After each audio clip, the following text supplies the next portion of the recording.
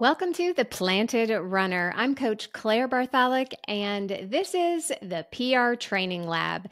This is where I take a random submission from a regular runner just like you, and I create a custom training plan recorded live here on the Planted Runner podcast. This helps you learn how to create a training plan for yourself and helps you get to know me a little better, see why I make the decisions that I do. So hopefully it can help you in your own training.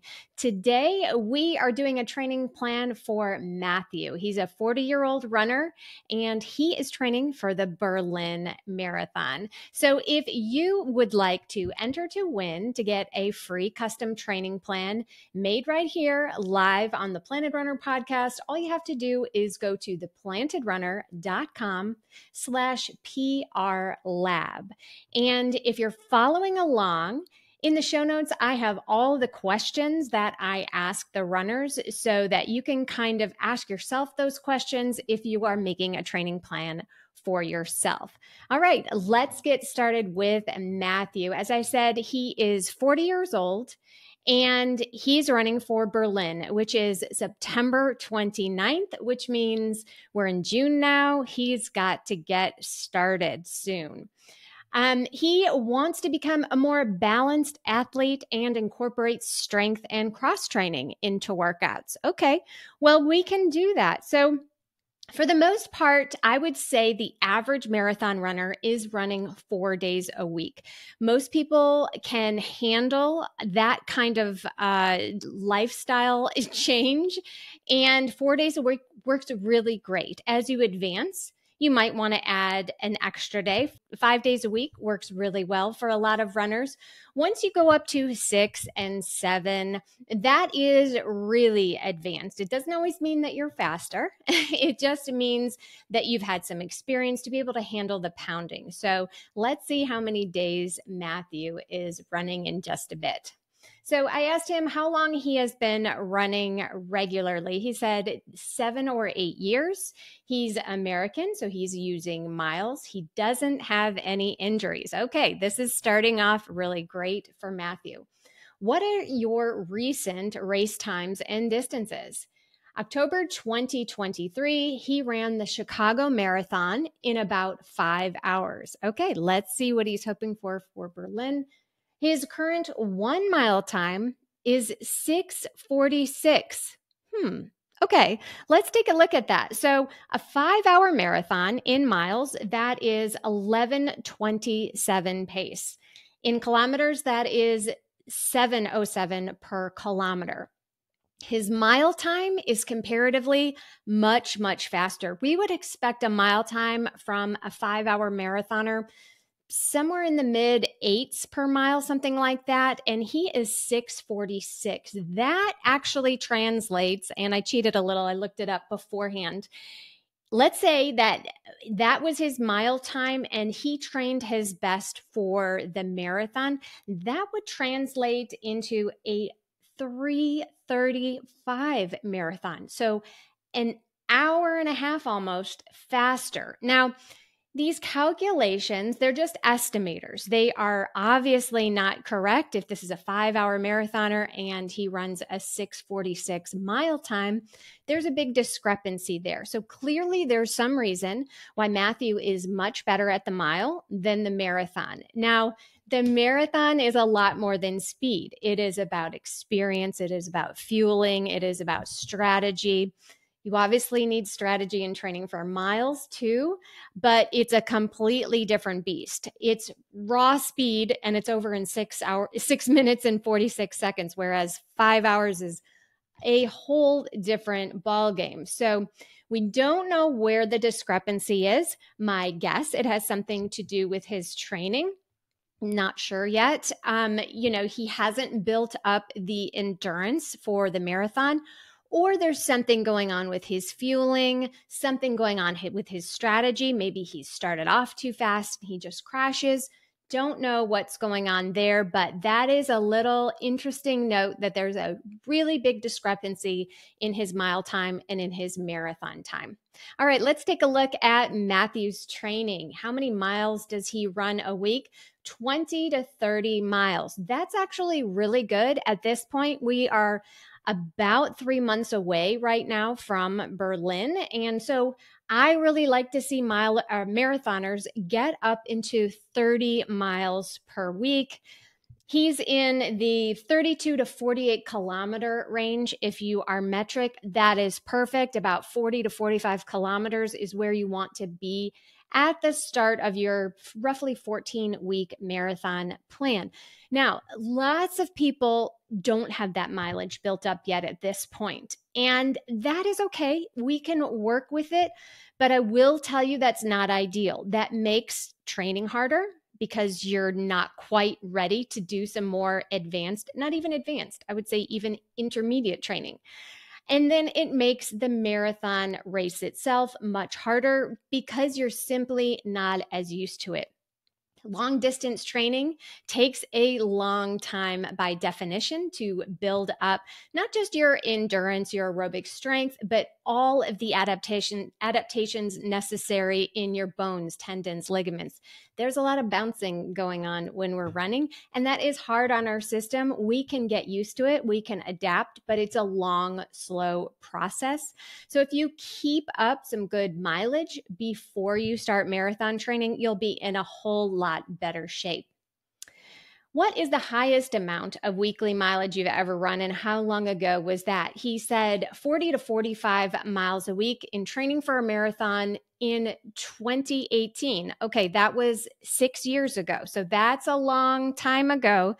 So it's great that he has the history of getting up to about 45 miles a week. That's anywhere between 64 and 72 kilometers. So it's great that he has that history, but we don't necessarily want to jump right back up there if he hasn't done this in years and years. It is a lot easier going back to a previous fitness like that than starting from scratch, but it doesn't mean that he can do that right away or in this cycle. So we'll just have to learn a little bit more about him. All right, what days of the week does he currently run? He selected every day except Wednesday and Sunday. So does that mean he's running 5 days a week? Not necessarily. It could mean that he sometimes runs this day, sometimes runs that day. He just doesn't happen to run Wednesdays and Sundays. So I don't know if he's running 5 days a week or if he has just chosen those as his potential running days. Running 5 days a week is great if you can handle that. It depends on your experience and it depends on how you're splitting up your mileage, right? It's great to have most of your mileage pretty even and then have a longer long run. So, we don't want to be running for the most part, 10 miles a day. Most runners shouldn't be doing that and then have, a super long run, or we don't want to have these little baby runs all week and then have a really long run. We want to have some differentiation, but we don't want it to be too extreme. So 5 days a week, potential running days. What day of the week does he run his long runs? On Saturday.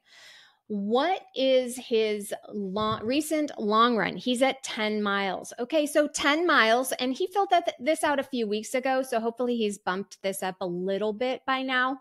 But when we're starting a 3-month marathon specific block, we want to be ideally 12, 14 miles for the long run approximately. If you are a little bit lower than that, you can build a little bit more, but obviously we are training for a very long run. So we do want our long run to be significant, but it is not the only thing that we are doing in training. A lot of people overemphasize the long run. They think that the long run is the most important thing. I would say, sure, it is the most important thing, but you have other days of the week that you're training and they all work together. So don't glorify the long run too much. It matters what you're doing the day before. It matters what you're doing the rest of the week. What pace would you say is a very easy effort, a relaxed pace for an average run? This pace is so slow that you could talk as easily as you are walking. He says 11 minutes per mile. That works out to be 650 per kilometer. Now, this is an interesting pace. So, obviously, if we're looking at the mile time of 646, 11 minutes per mile is a very slow, easy run pace for him if we're considering how fast he can run a mile.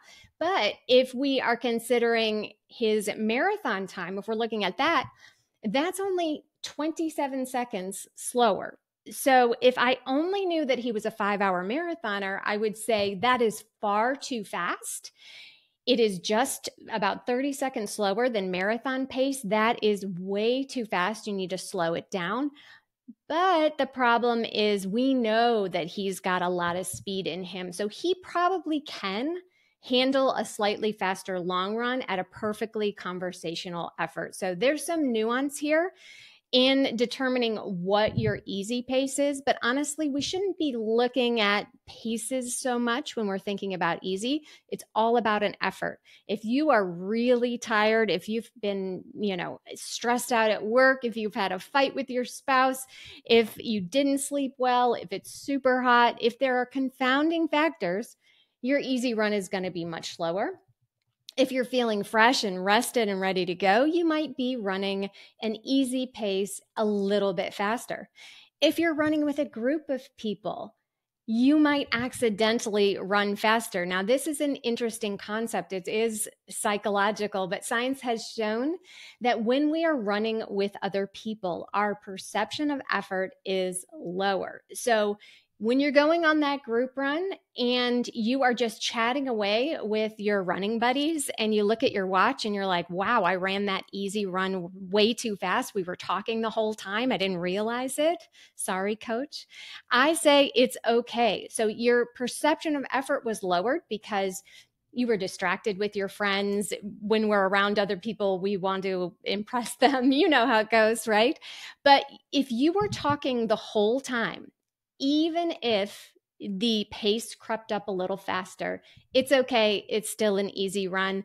And the social benefits of running with others sometimes supersedes the schedule. So little tangent there on group running and perception of effort. All right, what day of the week does he prefer his speed days? Tuesday and Thursday. Okay, I'm probably going to switch that. So Saturday runners, if we are trying to spread things out evenly, Saturday runners should have Monday and Wednesday as their speed day. Sunday runners should have Tuesday, Thursday. This is a rule of thumb. If this doesn't work for your lifestyle, you can move it around. But what we're looking for is a nice alternation of easy days, rest days, and speed days. So we don't want our speed days back to back with long runs. We want our hard days hard and our easy days easy. So we want to have some space in between those runs and balance them out evenly throughout the week. So we'll see if he's flexible about that. What day does he take off? Wednesdays and Sundays. That works great. Let's see how flexible he is with his schedule. Let's see if I can move things around. He says, I'm fairly flexible. Sometimes I shift my long run from Saturday to Sunday based on family commitments over the weekend. Okay, so he's fairly flexible. Hopefully he'll be fairly flexible throughout the week. So let's see.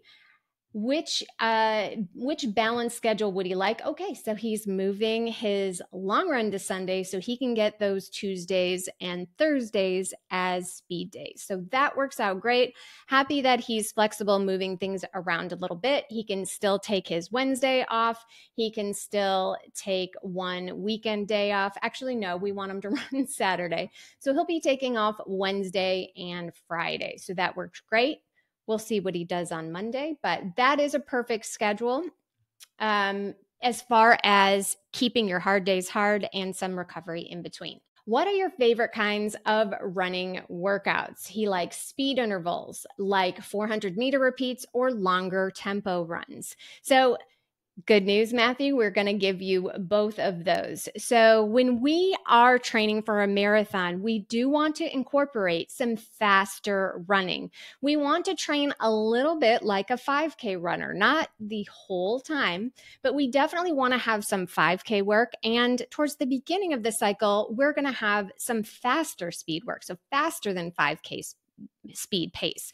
And the reason we do that is when we're training for a 5K, if you listen to the episode last week with Ginger, we really want to work on stamina, which is speed plus endurance. Now, marathoners don't need to be quite as fast as 5K runners, but they do need to work on their stamina because you know what? The last 5K or 3.1 miles of a marathon should feel like an all-out 5K. It should feel like you just started a 5K race turkey trot at home and you're running as fast as you can for the last 3 miles of the marathon.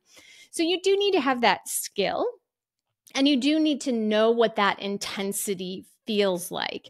Again, you're not going to be running that fast during the marathon, but training to feel that discomfort, training to sharpen up your high-end speed, all of that will translate to better running at the slower pace of the marathon. So we will be doing some 5K work and faster in your marathon training block. And of course, we will be doing tempo runs. So tempo runs are a medium effort run or medium to high effort run. And I define them as anything, the highest pace that you can run for about 40 to 60 minutes. So for some people, that's 5K pace. For the fastest runners in the world, that is half marathon pace. It is not about a race time. It is about an overall time. And when you get to the end of that period, that 40 to 60 minute period of you running as hard as you can, that's when the lactate builds up in your bloodstream, that burning sensation in your legs, and you shift from going from a mix of aerobic running and anaerobic running to all aerobic running. So once you cross that line, it's called the lactate threshold or the anaerobic threshold. Once you cross that imaginary barrier, you're going from medium effort running to high effort running. And you're going to have to slow down really quickly once you cross that line. It is all over. Your brain will start to slow you down and you will stop before you completely fall apart, right? So tempo efforts are under that line. They are still a hard effort, at least at the end. They start out feeling kind of medium effort. Once you get closer to the end of that workout, it will feel very hard. But again, this is the pace that you are running that is if you were racing. So I'm not going to give you a 40-minute workout at the highest tempo, level. That would be a race effort. And we're not doing race efforts very often in training. If you do schedule a tune-up race, that's a little bit of a different story, but we're not running race effort in training. We want most of our workouts in training to be about a 7 or 8 out of 10. And when I say workout, I don't mean every run that you're going out the door. I mean speed efforts. We want those to be challenging but doable, but never all out. All right, what are your least favorite kinds of running workouts, or what do you struggle with on your runs?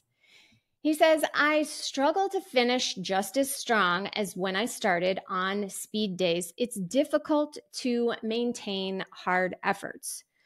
Okay, there's a couple of things that I'm suspecting might be going on here. So we know that Matthew has some good high-end speed. He can run a mile in 6 minutes and 46 seconds, which is 12, or in kilometers is 4:12 per kilometer. So he has some raw speed, but it is difficult to maintain. Okay, so that means we need to get him doing some more stamina workouts. We need to get him to push that, to stretch that speed out longer. And how you do that, paradoxically, is to slow down. So, what he is likely doing in his speed workouts is starting too fast. He wants to make it feel like a workout, and then he can't hang on to the end. So, if you cannot do the first rep of a workout, or I'm sorry, if you can't do the last rep of a workout as good as your first rep, take it all down a notch. We want the last rep to be just as good, if not a touch faster, than the first one. So the way you do that is you sandbag the beginning of your workout. You purposely go slower than you know you can, so that you can sustain the whole workout. We want to push our stamina, and that doesn't happen if we fade out after we run really hard. You're not getting enough stimulus. So take it down a notch and get through the workout with even splits. It's just like if you were lifting weights. Let's say you were trying to bicep curl, okay? And you picked up a 40-pound weight, and you could do that one time. And then you put it down and you go home because that's all you can do, right? It would be far better for your training and for your strength development if you picked up a 20-pound weight and you did that several times and you got through the whole workout. You are actually stimulating your muscles by lifting that weight many times, instead of just one time with all your strength and then fading out and having to go home and getting super sore and tired. And then you don't want to go back to the gym the next day, right? So we want to get through these long workouts. The only way that we can do that is to slow it down. So he's struggling to finish strong because he's making his workouts too hard. I know it's counterintuitive. We want to run fast. And so we run fast in workouts. And then we're like, what happened? Why can't I do this? You can't do this because you're not there yet. So this tells me that we should treat him more like a 5-hour marathoner than a 6:46 miler.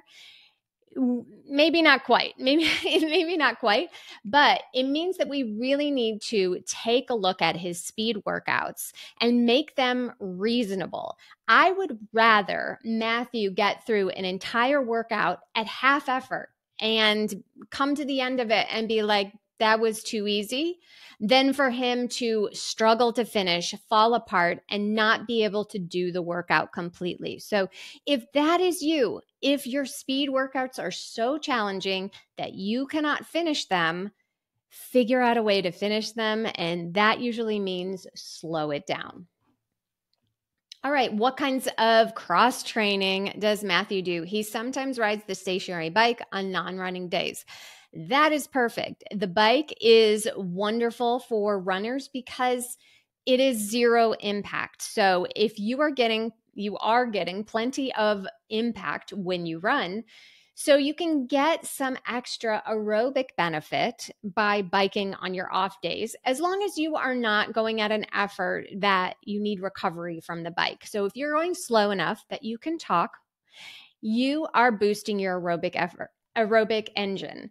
And the thing about your aerobic capacity is that we really don't have an upper limit. I mean, I'm sure we do, right? Somewhere. But there are people out there that are running 200 miles, that are running for, a week straight. You hear about all these amazing running feats that people are doing, going longer and longer and longer and longer. And that is because human beings we really haven't found our limits yet when it comes to aerobic capacity.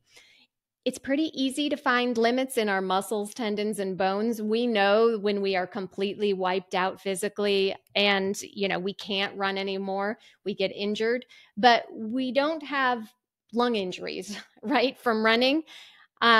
We can get better and better and better aerobically, but we can only run so much. So a great way to get the best of both worlds is to do some kind of non-impact aerobic activity for your cross training. So that is great as long as it doesn't make you too tired to run well. We want to keep that up if you like. All right, do you strength train, Matthew? He says sometimes, but not regularly. Let's go ahead and change that. So There are many ways to strength train as a marathon runner, but my favorite is to just do a little bit more often. And you want to do your strength training on your running days. The reason you want to do that is to promote recovery on your off days. So many people will run on Monday and then strength train Tuesday and then run on Wednesday and so on. And they are never, ever recovering. So they can't lift as heavy in the gym because they're tired from running, and they can't run as well on their running days because they haven't recovered from lifting. So instead of these big sessions, do a little bit of strength training after your running. And you know, you hear these things all the time. Oh, runners should lift heavy. That is true. Runners should lift heavy, but you should not be lifting so hard that you are sore. Never, if you can help it. You want to be able to run well and recover well. So make sure that you are strength training after your runs, hopefully, and you have plenty of recovery time in between. Now, if if strength training after your running doesn't work out for your schedule, I understand there are ways to work around that. So let's say you run in the afternoon on Tuesday, you go to the track at night with the local running group. It is okay to strength train first thing in the morning Wednesday. That's your next best option. So figure out a way to do it. Now, if you really can't get in 10 minutes a day of strength training, not every single day, like 10 minutes every other day, 15 minutes here and there, I would say you need to trim down your running. And I know you don't want to do that, but 10 minutes of strength training is better than running one extra mile. So consider where you can squeeze it in. So little bites of strength training is better than some huge long session that you need to recover from. So we want strength training at this point to complement our running, not take away from it. If you want to do some really heavy strength training, or if you really want to get stronger, save that for an off marathon cycle. So after your marathon, after you've recovered, you should have at least 8 weeks, hopefully 12, 14, hopefully 6 months before your next marathon. So there will be time that you can dedicate to a strength phase. But basically, what we're doing in marathon training is maintaining and supporting our running. We are not trying to get super big and strong at this point. We are just trying to support our running. What are your biggest struggles with nutrition? Matthew says, I don't select healthy options if I eat out. Also, I don't eat fruits and vegetables, many fruits and vegetables. Okay, Matthew, let's talk about this.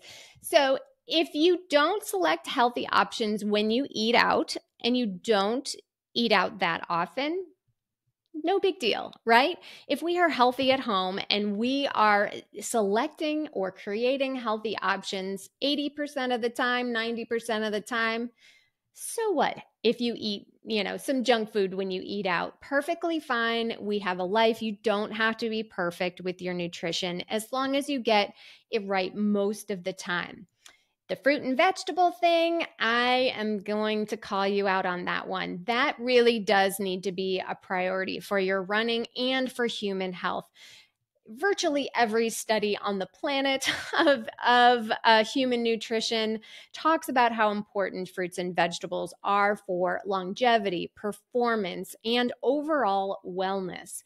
So fruits and vegetables just have everything human beings need to run well, live well, and age well. So I would suggest start small. Okay. How can you add fruit at breakfast? Can you add a banana to your cereal?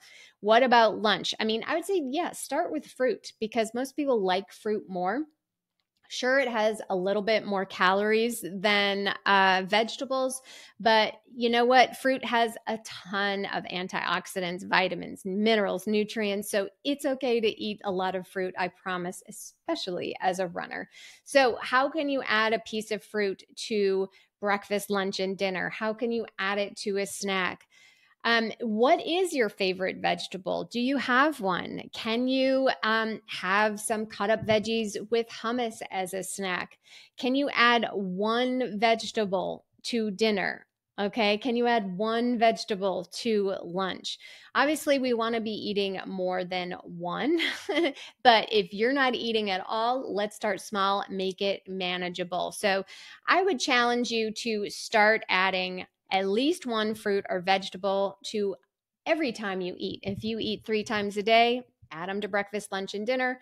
Just start with one. But a meal definitely is not a meal without fruits and vegetables. So, again, thank you for being honest here, Matthew. Most people don't want to admit that they don't eat fruits and vegetables, but that is something that I got to be honest with you, that has got to change if you are looking for wellness, performance, and longevity. Fruits and vegetables are part of the deal. What are your biggest struggles mentally when it comes to success and performance? These are always the good ones. So let's see what Matthew said here. He says, mentally, I allow myself to quit in a run before my body is done. If it looks like a goal time might not be achieved, I find it hard to stay motivated the rest of the race. Ooh, this is a good one. Really relatable, right? When things get hard in life and in running, yeah, it's easy to quit. It's easy to say, this is too hard. I don't need to do this. Let's go ahead and stop. So we need to practice hard things and we need to practice not quitting. So the first step might be what I talked about earlier. Chill your workouts out. Get them to a point where they're not so hard that you feel like you have to quit. It is way better to stack happy workout on top of happy workout and top of happy workout than feel like you're beating your head against the wall by doing these super hard workouts that you can't finish. There should never be a workout, or I should say, very rarely should there be a workout that is so hard that you cannot finish. Make it a workout that you can finish. Set yourself up for success so that you can build your confidence, so that you can do workouts over and over again and you're confident about them. The way to build your confidence is just to stack up these wins. So, we've got to make things easier, and the first step is by making your workouts easier. Take them down a notch, and then you will be able to do more similar workouts. And as your confidence and your fitness grows, you can start adding a level of difficulty. But remember, we are only supposed to be working at 70% to 80% of our capacity on our hard days. And so many people, especially type A runners who want to be successful, they're like, a 70%, that's like a C.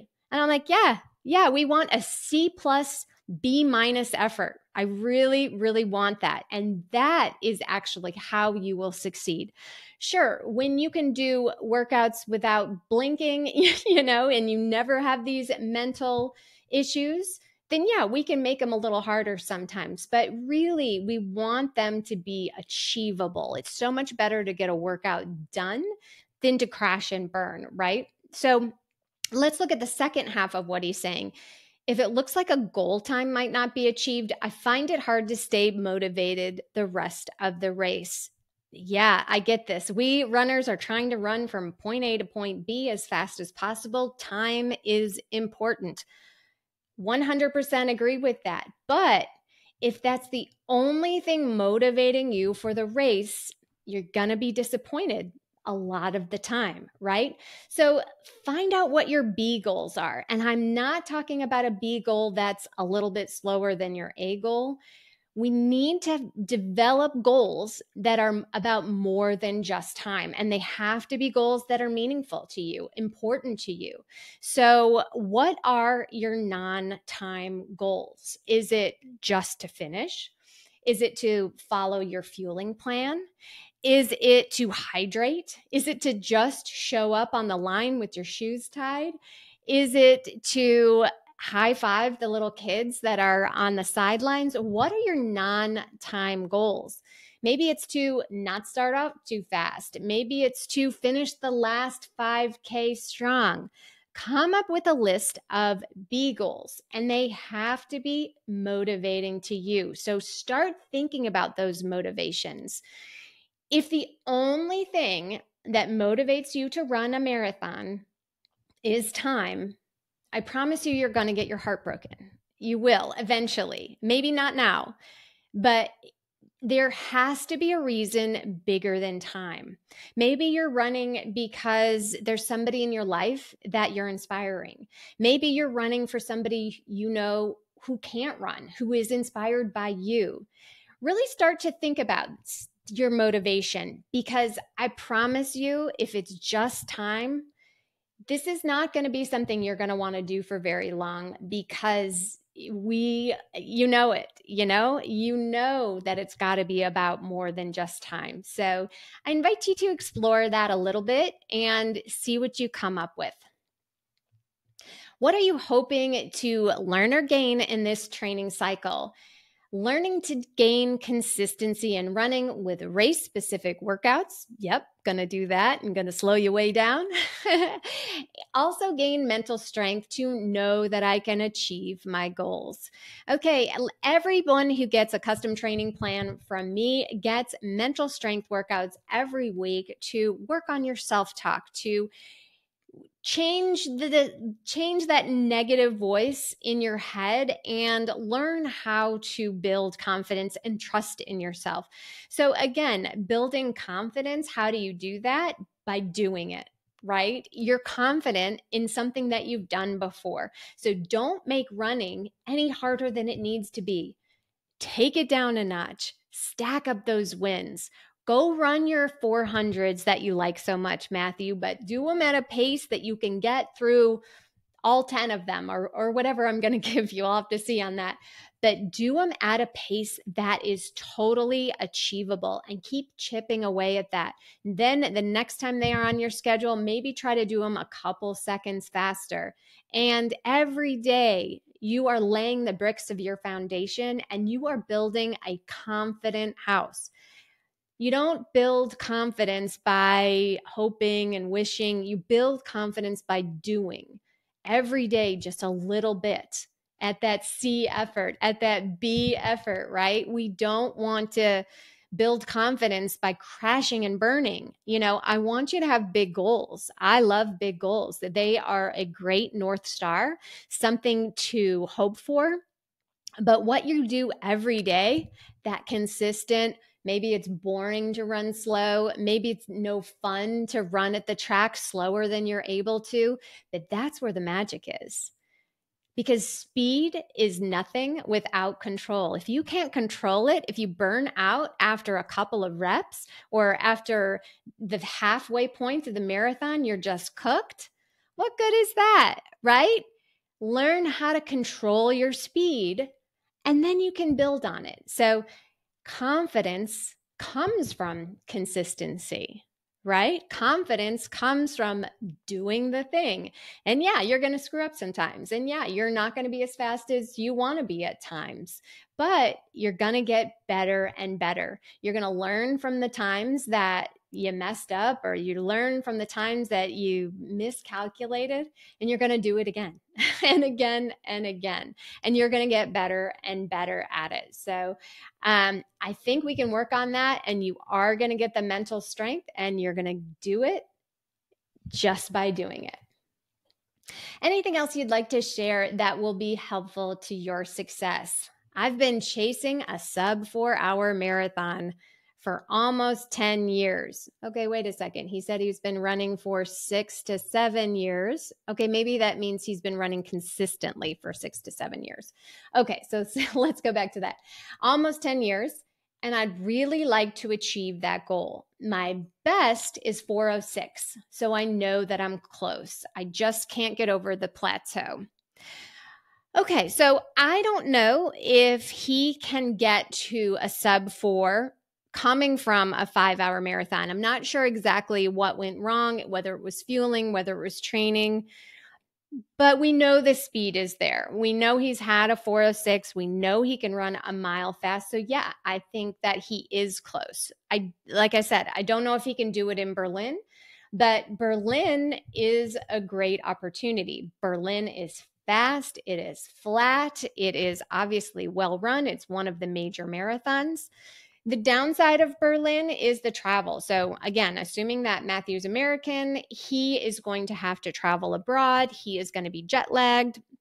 So hopefully he's given himself enough time to settle in, get used to the time change. Is probably, I don't know, 5 or 8 hours ahead, depending on where he lives.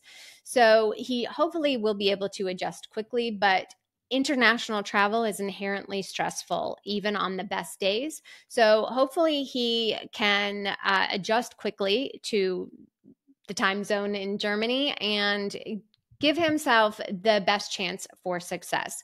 But yeah, I think he absolutely can do a sub 4 marathon. 100% he could do that if he dedicated himself and really worked on it. But it sounds like we have some endurance and some stamina to work on and get the consistency and the mental self-talk straight. But definitely within his wheelhouse to do that. Let's see if he can do it in Berlin. Not sure. Not sure if he ran in Chicago a year ago in 5 hours. So obviously, jumping an hour in a year, that is huge.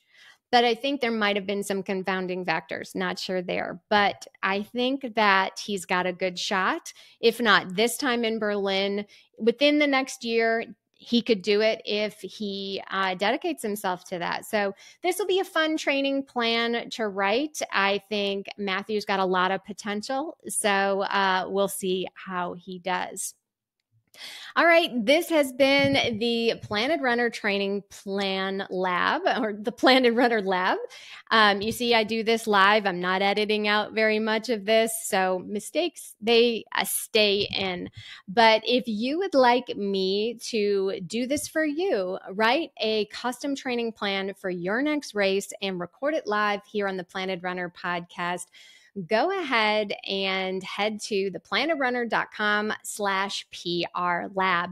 But if you're in a hurry and you can't wait on waiting to be chosen and you want a plan right now, I can set you up with that too. That's theplanetrunner.com/plans, PLANS. All right, this has been a fun one. Thanks for tuning in and have a great run today.